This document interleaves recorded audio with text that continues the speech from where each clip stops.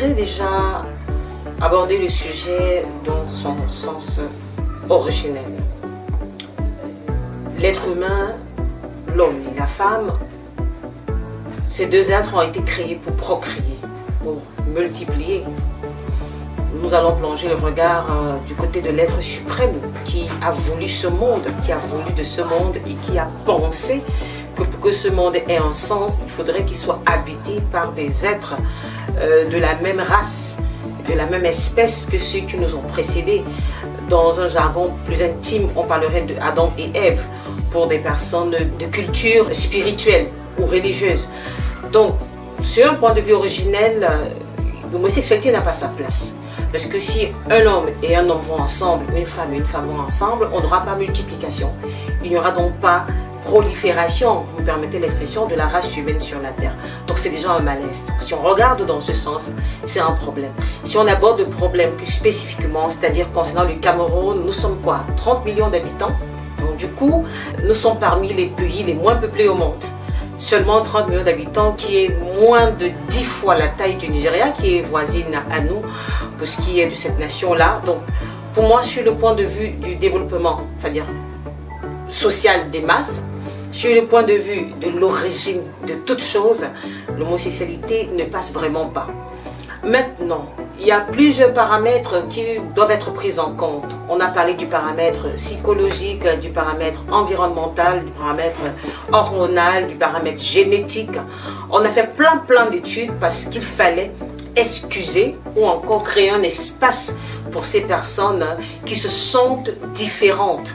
Quand je parle de sentir différente, c'est-à-dire que l'homme se sent femme, c'est pour ça qu'il est attiré par un homme, et la femme se sent homme, elle se sent attirée par une femme, si on va dire comme ça. Mais malheureusement, quand on les écoute parler, vous n'entendrez jamais dire mon mari, quand ça concerne ma femme, autant pour moi, et ainsi de suite. Et on dira toujours mon épouse ou mon époux, parce que même psychologiquement, il n'arrive pas à dénaturer ce qui est naturel. Dieu a voulu que l'homme soit masculin et que la femme soit féminin. Donc pour moi, j'ai expliqué ça comme ça, vous avez compris que c'est pas normal.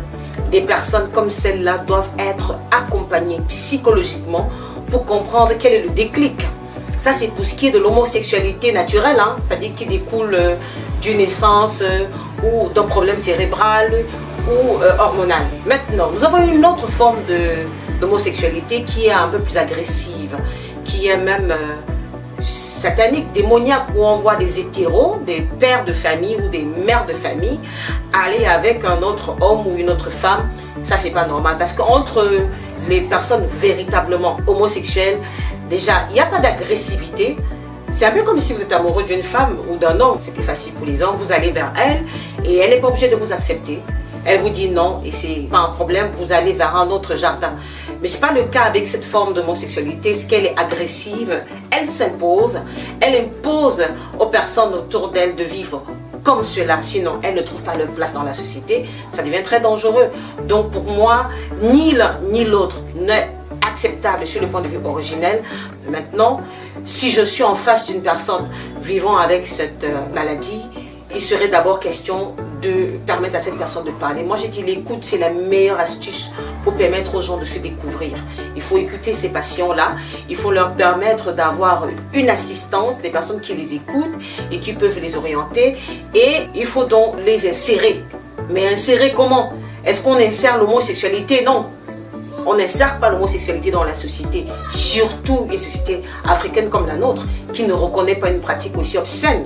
Mais on insère la personne, sans pourtant lui donner une lueur d'espoir que cette pratique sera cautionnée. Non, elle est sanctionnée. D'ailleurs, je pense que la Constitution du Cameroun prévoit 5 ans de prison. Voilà, pour toute personne en flagrant délit d'homosexualité. Et pour moi, je valide.